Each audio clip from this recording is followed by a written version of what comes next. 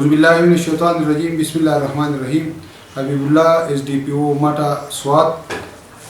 دړه د کومینه خپل ټول پاکستانی چې څونه زموږ د قوم خلک ته هغه ته سلام وایم او د دې 14 اگست چې زموږ د ازادۍ ورځ ده د دې ازادۍ د ورځ په موخه مناسبت سره د ټول ته د خپل د ازادۍ د ورځې مبارکباد وایم او ټول دا توقع ساتم چې د ازادۍ د ورځې او د دې چې کوم مقاصد دي دا غیر اصلول لپاره موږ ټول کار وکړو. زموږ کوم دشمنان چې لګیاري زموږ ملک ناکام کولو کوشش کوي موږ د هغې مخې ته د دیوال په شکل کې ودرېږو او د هغو عزایم ناکامه کړو د خپل ملک حفاظت وکړو. الله